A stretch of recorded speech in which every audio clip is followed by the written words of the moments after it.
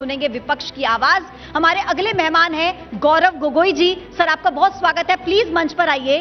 कांग्रेस के नेता हैं, असम की जोराहाट सीट से सांसद हैं और सदन में विपक्ष के उपनेता हैं। रोमाना जी, मैं आपको रिक्वेस्ट करूंगी, आप प्लीज मंच पर आइए।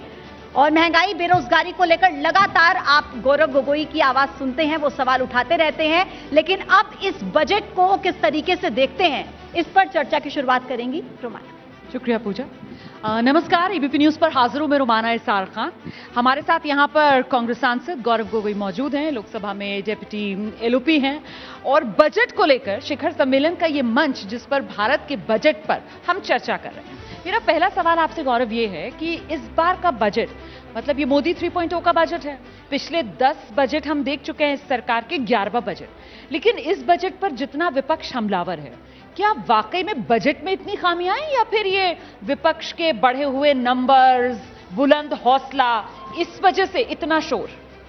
रोमाना जी, मैंने बजट प्रकाशित होने से पहले ही कह दिया था कि इस बजट से मुझे कोई उम्मीद नहीं है। मैं पहले दिन से कह रहा था कि जो पिछले 7-8 वर्षों से जो बजट हमें मिल रहा है वही मिलने वाला है। वो क्या है कि चंद उद्योगपतियों को जहां जहां उनको नया उद्योग में निवेश करना है, उनको मदद करने के लिए सरकार टैक्स, सब्सिडी या विभिन्न तरीके के स्कीम निकालेंगे। बाकी जो छोटे मध्यम वर्ग, किसान, छात्र, हमको सिर्फ स्लोगन सुनाई देंगे। और वही इस बार हुआ। इस बार हमने देखा कि चाहे न्यूक्लियर हो, रेयर अर्थ मटेरियल्स हो, आप देखिएगा बस अगले महीने में मैं आपको भविष्यवाणी देता हूं कि ये जो नए जो ये सब्सिडी स्कीम्स, कृषि क्षेत्र में private investment, high yielding varieties में प्राइवेट इन्वेस्टमेंट, न्यूक्लियर यील्डिंग में प्राइवेट इन्वेस्टमेंट, 1 महीने बाद आपको एक बड़ा उद्योगपति का नाम आएगा कि वो इस क्षेत्र में घुसने वाले हैं। नहीं, हमने तो जहां से शुरुआत हुई इस बजट की वहीं से देखा, और शुरुआत रोजगार के मोर्चे से हुई, क्योंकि इस बार बजट का फोकस एम्प्लॉयमेंट से शुरू हुआ। हमने तो 1,48,000 करोड़ का जो प्रावधान रखा गया, 2 लाख करोड़ का जो प्रावधान रखा गया नौकरियों को लेकर, रोजगार को लेकर, वो भी देखा। स्लोगन है। स्लोगन है। क्यों स्किल इंडिया में स्लोगन नहीं था? हाँ। स्किल इंडिया, जब राजीव प्रताप रूडी जी जब स्किल मंत्रालय संभाल रहे थे, तब भी बड़ा टारगेट था। प्रधानमंत्री कौशल विकास योजना का बड़ा टारगेट था। आप पार्लियामेंट के रिप्लाईज निकाल लीजिए, सरकार के रिप्लाईज निकाल लीजिए, कितने उन्होंने टारगेट वो संपूर्ण किए। तो ये तो हमको स्लोगन है, ये हमको पता है। स्किल इंडिया एक स्लोगन था, एक नया स्लोगन है। पर आपको नई सोच नहीं लग रही है सरकार की कि सरकार जो है वो बाकायदा एम्प्लॉयमेंट के लिए इंसेंटिव दे रही है? नया स्लोगन है। मोदी 1.0 का स्लोगन था कि मे बी 10 लाख लोगों को हम स्किल करेंगे। मोदी 2.0 का स्लोगन था स्किल इंडिया। मोदी 3.0 का एक नया स्लोगन है। तो स्लोगन से तो अब कोई बदलाव होगा नहीं, पर हाँ, ये सरकार अपनी कमजोरी इतनी मतलब खुलेआम प्रकाशित करेगी। बार बार अपने बिहार में सहयोगी दल को खुश करने के लिए बार बार उनके मनचाहे अनुसार ऐसे उम्मीद निकालेगी, ऐसे निर्णय निकालेगी। ये तो मैं नहीं अपेक्षा नहीं करता। तो मतलब गौरव को लगता है कि बिहार को नहीं दिया जाना चाहिए था ये पैसा? आपको ऐसा लगता है? मुझे लगता है कि बिहार के लोग भी संतुष्ट नहीं है रोमाना जी। मुझे लगता है मतलब बिहार को ज्यादा पैसा दिया जाना चाहिए। मुझे लगता बिहार को भी और मदद मिलना चाहिए। बिहार के जो वास्तविक समस्याएं हैं उन पे सुधार देना चाहिए था। आज भी बिहार के लोग जो चाहते हैं उनको नहीं मिल रहा। आज भी करोड़ अगर दे दिया सरकार ने बजट में बिहार में, तो उस पर तो आप इत्तिहाय तौबा मचा रहे हैं। अब आप कह रहे हैं कम मिल गया, और अगर ज्यादा मिलता तो आप कह रहे हैं बेहतर होता है। बिहार में कितने सारे पुल टूटे हैं। हाँ। पिछले 1-1.5 महीने में कितने सारे पुल टूटे। मैं तो बोल रहा आंध्र प्रदेश के लोग भी खुश नहीं है। हमारी आपत्ति कहां है कि आप यूनियन ऑफ इंडिया है, आपका काम है हर प्रदेश को समान अधिकार। आप कोऑपरेटिव फेडरलिज्म की बात कहते हैं, चलो एक और स्लोगन, वो तो कभी झूठी होना था। तो आप सबका ध्यान देते, पर नहीं किया। और जहां पे आपने जो 2 राज्यों में जो आपने काम किया, उन राज्यों के लोगों के हित में नहीं, उन राज्यों में जो 2 दल हैं उनके नेता के साथ आपका अच्छा ताना बाना चलता रहे। और मैं तो रोमाना जी, मैं समझ नहीं आता, ये इतनी कमजोर सरकार, मानो बिहार का निर्वाचन इस वर्ष हो रहा है, बिहार का निर्वाचन अगले वर्ष है। अगर बिहार के लिए चुनावी बजट निकालना भी था तो अगले वर्ष में निकालते। आज तो हरियाणा, महाराष्ट्र हो, उनको तो उन्हें भूल गए। तो यही तो देखिए, आपने खुद ही कह दिया, सरकार तो यही कह रही है कि ये कोई लोक लुभावन और चुनावी बजट थोड़ी है। चुनावी बजट होता तो इस साल जिन राज्यों में चुनाव होने हैं वहां पर हमारी नजर रहती ना। कितनी कमजोर सरकार है ये। जरूरत नहीं है बिहार को, कितनी कमजोर सरकार, जरूरत नहीं है बिहार को, सब प्रदेश को जरूरत है। और मैं अभी भी बोल रहा हूं कि बिहार और आंध्र में जो वास्तविक समस्याएं हैं, अभी भी जो दिया गया है वो कम है, ये पर्याप्त नहीं है। तो आप लोगों का विरोध फिर जायज नहीं लगता है ना। आप खुद ही कह रहे हैं जो दिया है वो ठीक है, देना चाहिए था, ये कम दे दिया और देना चाहिए। फिर आप कह रहे हैं ये देखो जी, ये सहयोगियों को खुश करने के लिए दे रहे हैं। जब आप मान भी रहे हैं कि देना चाहिए था, उन्हें जरूरत भी है, और आप कह रहे हैं और ज्यादा देना चाहिए था, तो फिर आप ऐसा कैसे कह सकते हैं कि साहब ये सहयोगियों के दबाव में दे रहे हैं? फिर तो बनता था उनका, दे दिया उनको, आपको कहना चाहिए कम क्यों दिया, और दो। चलिए, अब मैं अपनी बात आपने अपनी प्रश्न रखा, मैं अपनी बात रखता हूं। हम दो चीजें कह रहे हैं। हाँ जी। हम सबसे पहले कह रहे हैं कि बस सत्ता पर कायम रखने के लिए आपने सौदेबाजी की वो दो राजनीतिक दलों के साथ, और इस सौदेबाजी में आपने पूरे देश के साथ अन्याय किया, पूरे देश के साथ नाइंसाफी की, बस और सिर्फ अपने कुर्सी को बचाने के लिए। और दूसरी बात, अगर आपको लगता है कि ये दो आपने जो घोषणाएं की हैं, इससे आप बिहार की जनता को खुश कर देंगे और बिहार में आपकी जीत निश्चित है, इससे आपके आने वाले समय में आंध्र की जीत निश्चित है, तो ये भी आपका भ्रम है, ये भी आपका अफवाह है। आज भी इस बजट के अनुसार बिहार की जनता खुश नहीं है। तो ये दो बातें हैं। मुझे लगता नहीं कि इतना कोई कॉम्प्लिकेटेड बात है कि आप जैसे अनुभवी पत्रकार नहीं समझे। आप कह रहे हैं ये कुर्सी बचाओ बजट है, आप कह रहे हैं कुर्सी बचाओ बजट। ये बजट एक कमजोर सरकार की मजबूरी में बनी हुई बजट है, जिसमें ये बार बार अपने दो दलों को, जनता को नहीं, उन दो दलों को, नेताओं को खुश करने के लिए बजट है। ठीक है, अब मुझे ये बताइए, एक तो ये वाला मुद्दा जिस पर आप घेर रहे हैं, दूसरा आप ये कह रहे हैं कि साहब ये कट कॉपी पेस्ट है। अब अगर कट कॉपी पेस्ट है तो मतलब आप श्रेय भी लेना चाह रहे हैं कि देखो देखो जो हमने अपने मैनिफेस्टो में कहा था, एक तरीके से वही बजट में सरकार लागू कर रही है। और दूसरी तरफ आप इस पर सवाल उठा रहे हैं कि बिल्कुल बेकार बजट है जी, इससे कुछ नहीं होने वाला। तो ये बातें दोनों तो सही नहीं हो सकती हैं। जो नकल किया तो अच्छी तरीके से नकल तो करे। अच्छा, नकल करने में भी उनके फेल हो गए। कैसे? हमने अप्रेंटिसशिप हमने निकाला था। हाँ, अप्रेंटिसशिप में हमने बोला था कि हम जो अमाउंट हमने फिक्स किया है, हम इतना अमाउंट हम फिक्स करना चाहते हैं, 8,500। वो अप्रेंटिसशिप वो ढंग से नकल नहीं कर पाए। तो जो भी अगर नकल भी करना है, थोड़ा बहुत जो नकल किया वो भी ढंग से करते। एंजल टैक्स हमने कहा था कि एंजल टैक्स में आप इसको हटा दीजिए, उन्होंने एंजल टैक्स किया। लेकिन इंडेक्सेशन के साथ जो उन्होंने ये जो फेरबदल किया है, उससे आज मुंबई में मुंबई के लोगों को फ्लैट खरीदने में कितनी और परेशानी होगी आप लोग जानते हैं। तो इसलिए मैं कहता हूं नकल करो। एमजीएनरेगा आज भी वो चल रहा है, पर एमजीएनरेगा की बात नहीं करते। आज अगर एक स्कीम है जिसने कोविड के समय लोगों की मदद की, वो एमजीएनरेगा है, मनरेगा, एमजीएनरेगा, मनरेगा, आप जैसे आप उचित समझे। तो नकल करिए तो अच्छी तरीके से करिए। सुझाव लेना है तो सुझाव लीजिए हमसे। हमने पहले दिन से कहा कि हम एक सकारात्मक सकारात्मक विरोधी बनना चाहते हैं।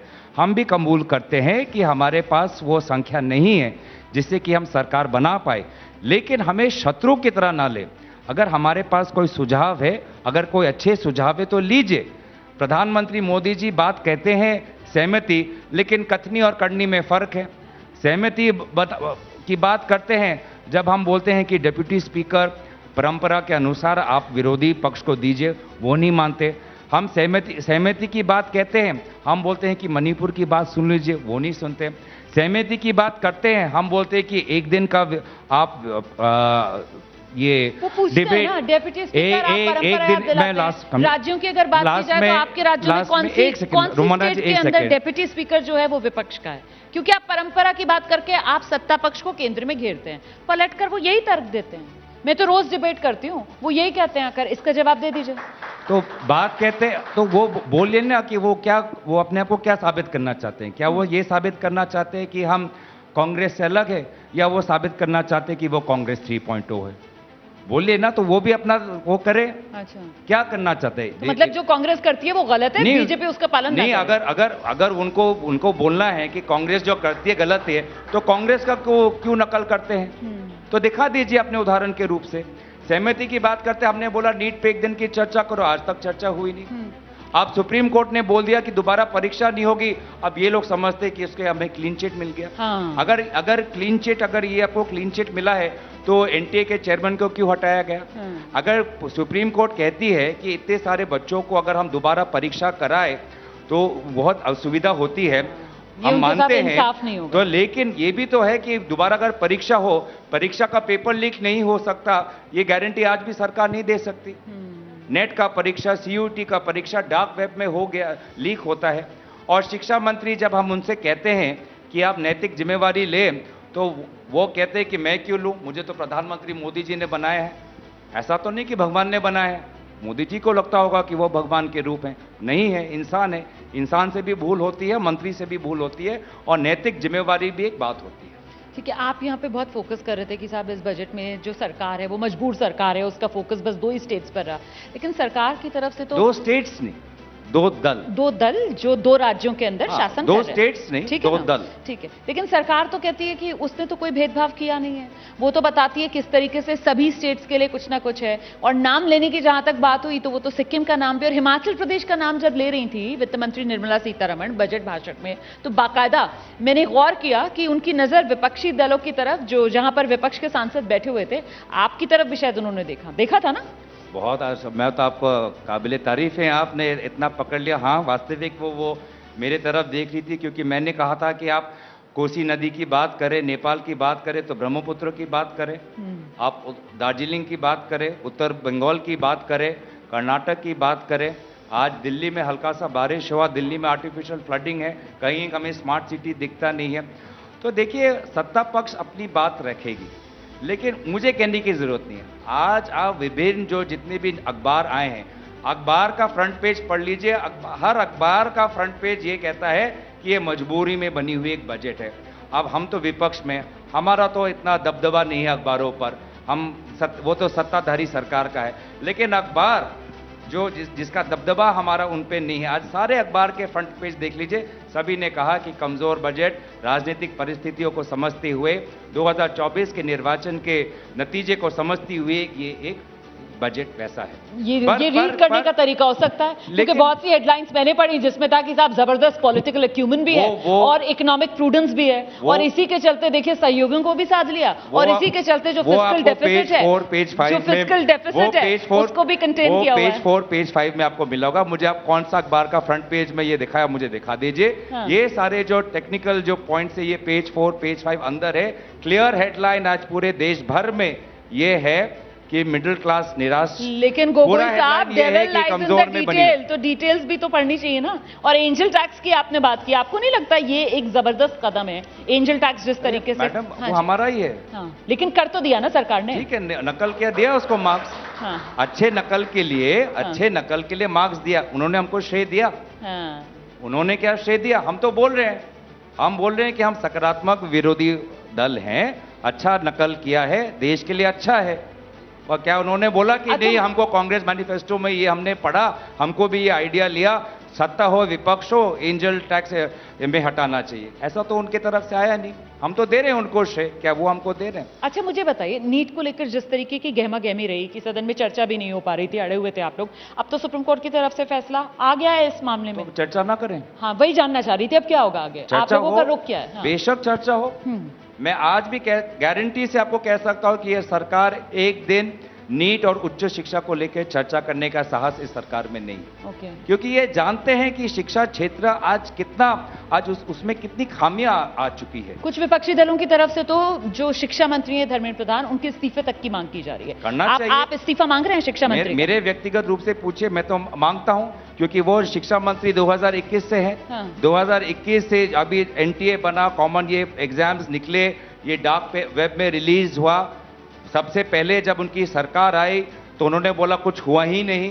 जब थोड़ा बहुत जानकारी आई तो बोला हाँ थोड़ा बहुत हुआ है, फिर जाके सुप्रीम कोर्ट का दबाव आया तो कमेटी बनाते हैं। अब कभी कभी बात सीबीआई की कहते हैं, एनटीए चेयरमैन को हटाया लेकिन खुद नहीं हटना चाहते हैं। तो कैसे विश्वास करें इस व्यक्ति पर जिनके नेतृत्व में ये सारा घोटाला हुआ है? और भले आदमी है, पर मुझे लगता नहीं कि जैसे राहुल गांधी जी ने कहा कि ये समस्या आज इतनी बढ़ चुकी है, ये धर्मेंद्र प्रधान जी से अकेले ये समस्या समाधान नहीं हो सकती। तो किससे होगा? देखिए, इसमें सबको हमें विचार करना पड़ेगा। हाँ। क्योंकि आज शिक्षा में कोचिंग सेंटर्स की जो तो प्रभाव आप लोगों आ ने गया है। सुझाव दिए? स्पीकर साहब ने कहा था ना सुझाव दीजिए। चर्चा तो हो, कहाँ दे सुझाव? अच्छा, तभी देंगे। नहीं, चर्चा तो हो, समय ठीक करे। हाँ। बिना चर्चा के कैसे सुझाव दे? चर्चा हो, हाँ। चर्चा हो, उसमें हम सुझाव देंगे। हम तो चर्चा मांग रहे हैं और मैं आपको कहता हूं कि चर्चा नहीं होगी। लिख लीजिए, नीट पे शिक्षा को लेकर इस सरकार के पास साहस नहीं है चर्चा के लिए, और जिससे मुझे लगता है कि सरकार अपनी छवि को छुपाते हुए, अपनी छवि को बचाते हुए कहीं ना कहीं जो हम अपने छात्रों के साथ अन्याय कर रहे हैं। क्योंकि ये बात सिर्फ छात्रों का नहीं, आज हमारे माताओं पिताओं लाख लाख रुपए कोचिंग सेंटर्स, डमी स्कूल्स में दे रहे हैं, छात्र विदेश में जाके पढ़ रहे हैं। बहुत, अगर मुझे लगता है कि अगर सदन के अंदर अगर हम एक सकारात्मक चर्चा करेंगे तो शिक्षा क्षेत्र उन्नत होगा, चाहे वो उसके श्रेय मोदी जी ही लें, ये सरकार ही ले, लेकिन वास्तविक लाभ बच्चों को हो। ठीक है, आप चाहते हैं इस पर चर्चा हो बाकायदा, कम से कम एक दिन सदन के अंदर, लेकिन आप ये भी कह रहे हैं कि आपको लगता नहीं ऐसा हो पाएगा, साहस नहीं दिखा पाएगी सरकार और शिक्षा मंत्री इस्तीफा दें। ये आपकी मांग यहां पर आप कह रहे हैं, आप रख रहे हैं। मैं आगे बढ़ूं, ये हमने युवाओं की बात की, रोजगार की बात की, अब मैं कृषि क्षेत्र पर आ जाती हूं क्योंकि उसको लेकर भी बहुत ज्यादा डिस्ट्रेस देश पे। अब इस बजट के अंदर कृषि क्षेत्र को लेकर जो जैसे वो दलहन तिलहन उसको मिशन मोड में बढ़ावा देना, अच्छा जो वेजिटेबल के कल्टीवेशन के सेंटर्स हैं वो कंजम्पशन सेंटर्स के नजदीक उनको डेवलप करना, इसके अलावा भी और जितने कदम सरकार की तरफ से उठाए गए, आपको लगता है कि कृषि क्षेत्र के लिहाज से एक दूरंदेशी नजर आ रही है? बिल्कुल नहीं। क्यों? सबसे पहले आज जिस प्रकार से जलवायु परिवर्तन हो रहा है, आपदा आती है, बारिश होता है, किसान का जो भी फसल है उजड़ जाता है। आज मेरे असम में कटाव के कारण, बाढ़ के कारण कितना किसानों को नुकसान हुआ है। आप बताइए, इस बजट में ऐसा कौन सा स्कीम है जिसमें आपदा आने के कारण जो किसान की जो क्षति होती है उसको पूर्ण करता है, उसको मदद करता है? एक भी नहीं है। जो इंश्योरेंस स्कीम है, हाँ, वो तो पहले से ही चल रही है ना, बीमा वाली। इंश्योरेंस स्कीम फेल हो चुकी है। मुझे लगता है कि देखिए, सरकार अगर एक स्कीम लाए, इसका मतलब ये नहीं कि और स्कीम नहीं ला सकती। ओके। सरकार अगर एक स्कीम लाए, उसका मतलब ये नहीं कि स्कीम बहुत सुचारू रूप से चल रहा है, उसको लेके करे। आज क्लाइमेट चेंज के कारण, जलवायु परिवर्तन के कारण कभी सूखा पड़ता है, कभी बारिश होता है, कभी ओले पड़ते हैं। आज सबसे ज्यादा हमें किसानों को एक सुरक्षा कवच और एक अच्छी सुरक्षा बीमा की नीति बनानी चाहिए।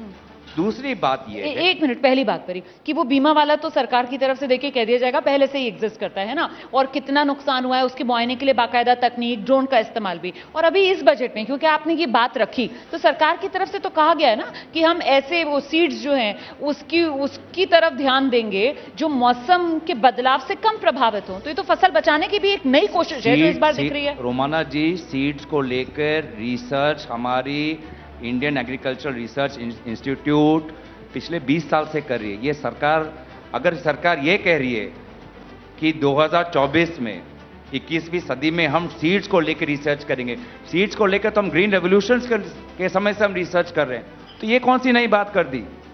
ये तो ऑनगोइंग बात है, ये तो हम कर ही रहे हैं, ये तो हो ही रहा है। कोई भी प्रदेश के एग्रीकल्चर यूनिवर्सिटी में चले जाइए, चाहे असम में जाइए, चाहे बिहार में जाइए, रिसर्च हो रहा है। यही तो हम बोल रहे हैं कि उनकी सोच कितनी सीमित है।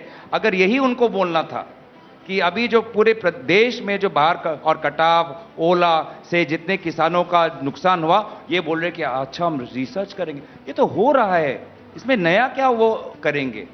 तो इसीलिए मुझे लगता है कि कृषि क्षेत्र को लेकर जलवायु परिवर्तन के संदर्भ में हमें और सतर्क होना है। आज सबसे ज्यादा अगर कोई रिस्क उठाता है रोमाना जी, एक स्टार्टअप हो, म्यूचुअल फंड हो, आज से ज्यादा सबसे ज्यादा कोई रिस्क उठाता है तो वो भारत का किसान है।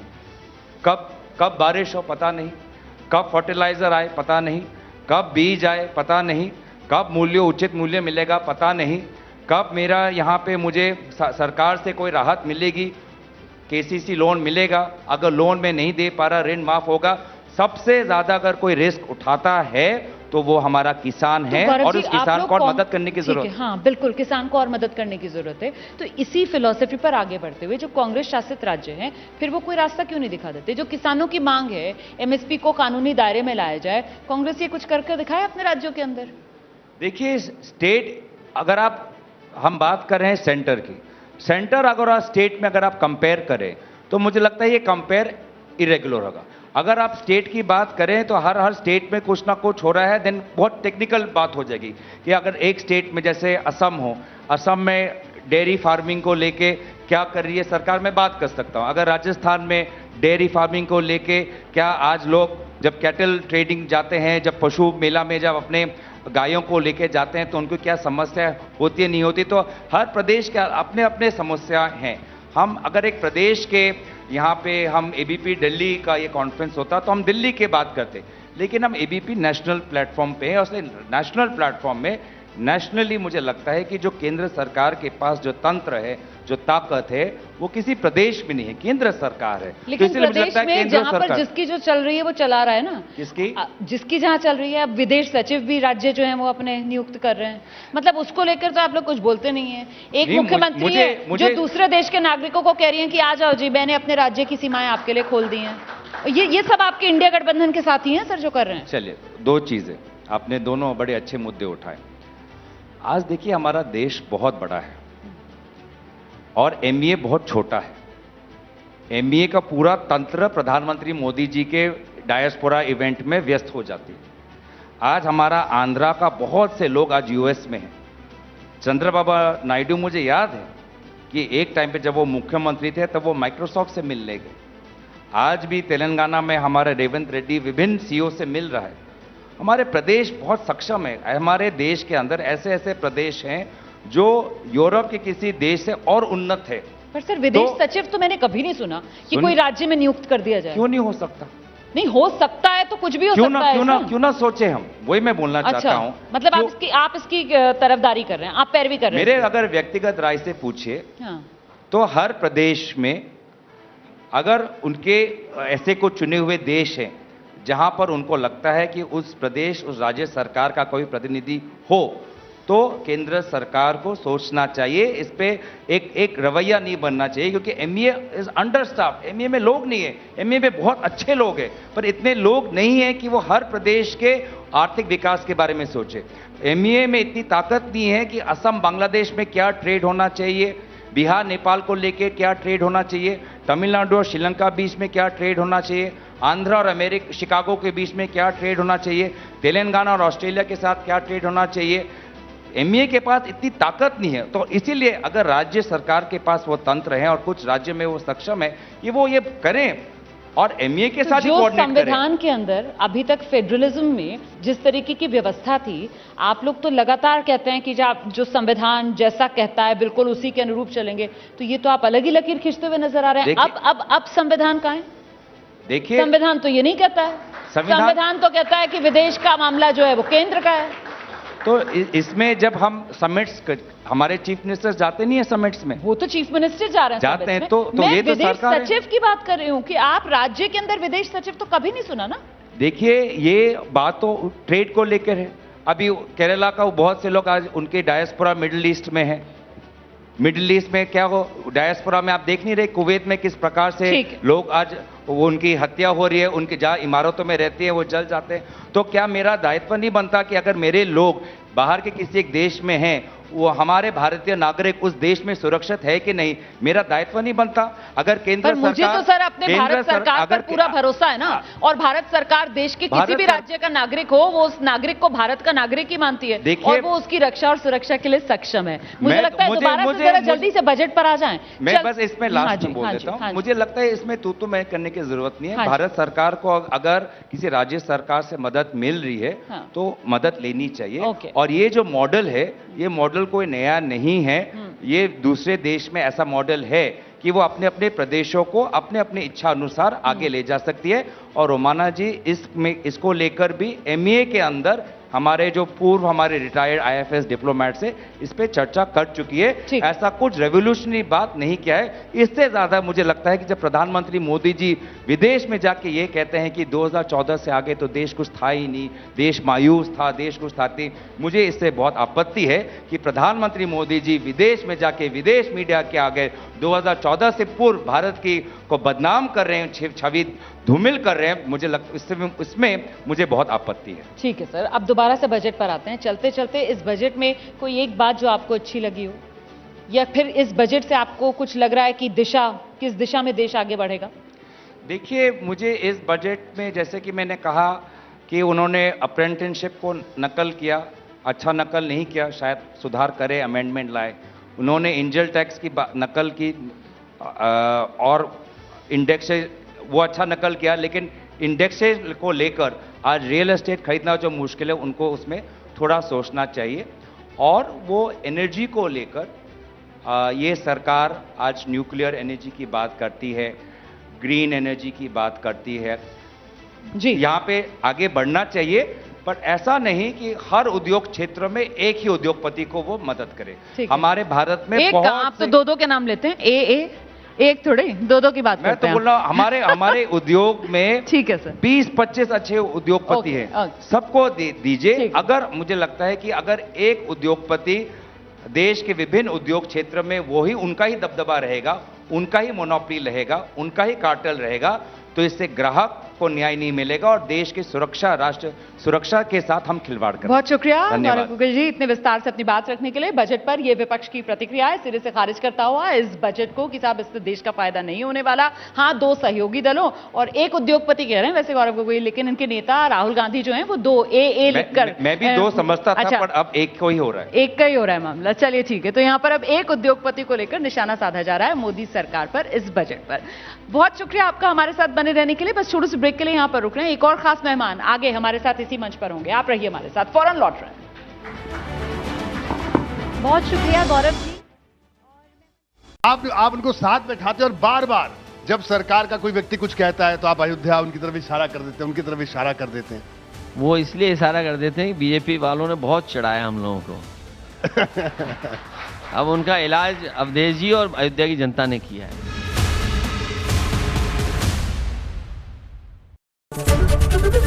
एबीपी न्यूज आपको रखे आगे। ये है मिस्टर जीले और ये है मिस्टर डीले। हेलमेट पहनना। वहाँ डीले रास्ता ढूंढने में टाइम लगा है। Take me to the nearest petrol pump. यहाँ जीले अपनी मंजिल तक झट से पहुंच जाए। GVS Jupiter with smart